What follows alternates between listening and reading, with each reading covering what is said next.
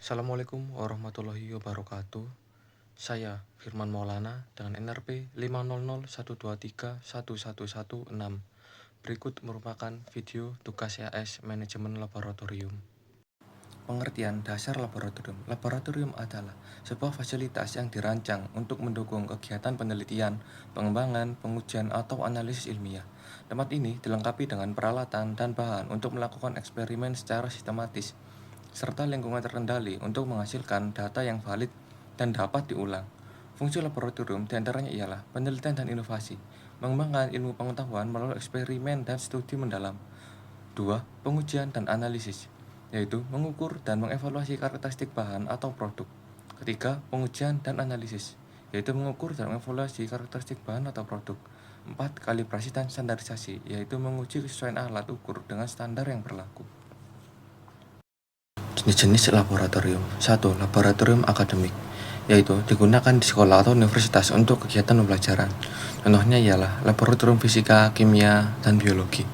2. Laboratorium riset dan industri, yaitu mendukung penelitian dan pengembangan produk di sektor industri. Contohnya laboratorium farmasi, material, atau energi. 3. Laboratorium klinis, menganalisis sampel biologis untuk diagnosa medis. Contohnya laboratorium patologi dan mikrobiologi. 4. Laboratorium pengujian dan kalibrasi, yaitu memastikan kualitas produk atau alat melalui pengujian dan kalibrasi sesuai standar tertentu. Poin kedua ialah keselamatan kerja di laboratorium. Keselamatan kerja di laboratorium adalah serangkaian pedoman, prosedur, dan langkah-langkah pencegahan untuk melindungi personil laboratorium dari risiko kecelakaan, cedera, dan paparan bahan berbahaya. Tujuannya ialah menciptakan lingkungan kerja yang aman, efisien, dan meminimalkan potensi kerugian. Macam-macam bahaya yang dapat terjadi ialah bahaya fisik, yaitu luka akibat peralatan tajam. Kedua, bahaya kimia, yaitu paparan bahan toksik, korosif, atau yang mudah terbakar. 3. Bahaya biologis, yaitu infeksi dari mikroorganisme patogen. 4. Bahaya listrik, yaitu sengatan listrik dari peralatan yang tidak terisolasi dengan baik. 5. Bahaya kebakaran, yaitu risiko dari bahan mudah terbakar atau alat panas. Poin ketiga, yaitu penanganan bahan beracun dan berbahaya. Bahan beracun dan berbahaya adalah zat atau material yang memiliki potensi untuk menyebabkan kerugian terhadap kesehatan manusia dan lingkungan. Jenis-jenis bahan beracun dan berbahaya. 1. Yaitu bahan toksik. Bahan toksik ialah zat yang dapat menyebabkan keracunan jika terhirup, tertelan, atau terserap melalui kulit. 2. Bahan korosif, yaitu zat yang dapat merusak jaringan tubuh atau permukaan material. 3. Bahan mudah terbakar, yaitu zat yang mudah menyala dan menyebabkan kebakaran. 4. Bahan reaktif, yaitu zat yang dapat bereaksi secara eksplosif atau menghasilkan produk berbahaya jika terkena udara, air, atau bahan tertentu. 5. Agen biologis berbahaya, yaitu mikroorganisme atau bahan biologis lain yang dapat menyebabkan penyakit. Prosedur penanganan bahan beracun dan berbahaya. 1. Yaitu identifikasi dan labeling. 2. Penyimpanan. 3. Penggunaan. 4. Transportasi.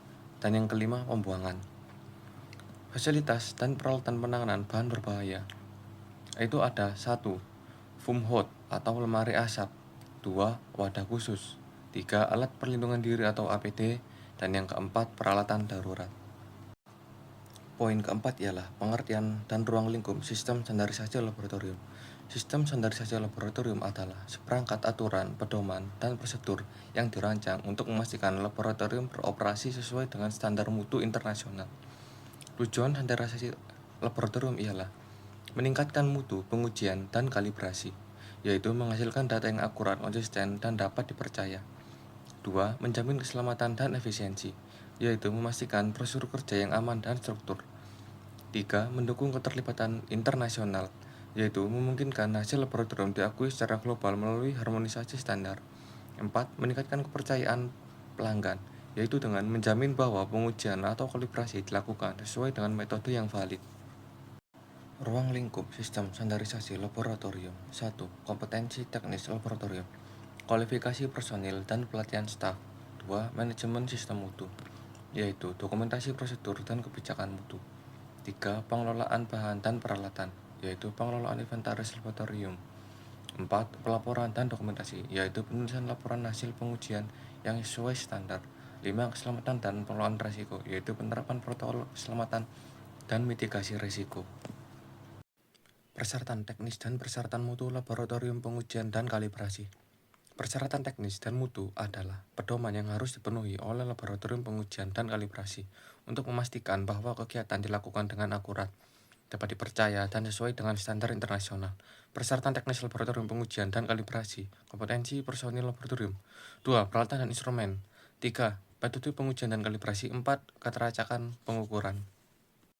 Persyaratan mutu laboratorium pengujian dan kalibrasi. 1. Sistem manajemen mutu. 2. Dokumentasi dan rekaman.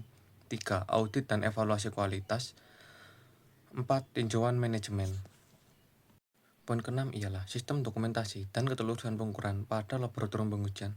Dokumentasi pengukuran merujuk pada pencatatan semua data terkait hasil pengujian atau kalibrasi, prosedur yang digunakan, dan kondisi selama pengukuran dilakukan.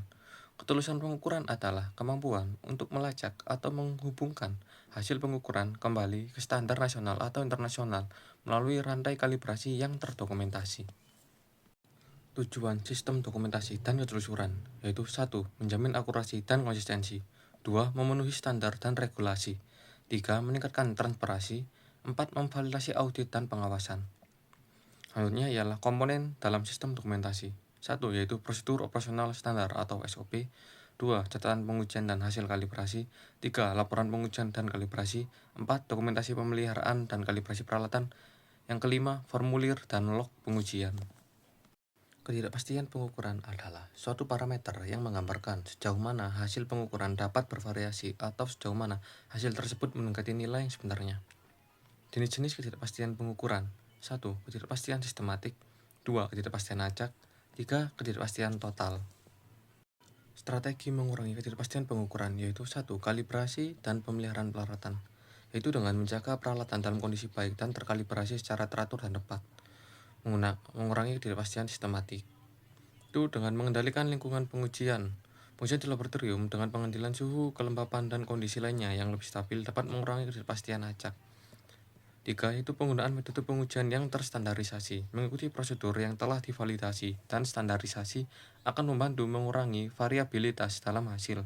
4. Latihan dan keterampilan operator, yaitu dengan mengurangi ketidakpastian yang dihasilkan oleh faktor manusia dengan melatih operator untuk mengikuti prosedur secara konsisten. Poin yang ke-8, sistem inventory laboratorium adalah suatu sistem yang digunakan untuk mengelola barang-barang yang ada di dalam laboratorium, termasuk bahan kimia, alat-alat ukur, dan perangkat percobaan.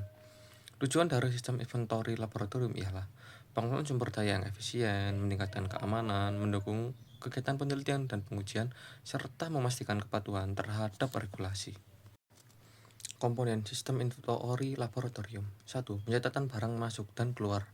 2. Klasifikasi barang. 3. Penyimpanan dan pengelolaan. 4. Pemantauan dan audit berkala. Lalu, proses pengelolaan inventory laboratorium. 1. Penerimaan barang. 2. Penggunaan dan pencatatan. 3. Pengendalian persediaan. 4. Penyimpanan dan pemeliharaan barang. Dan yang kelima, pengelolaan barang rusak atau kadaluarsa.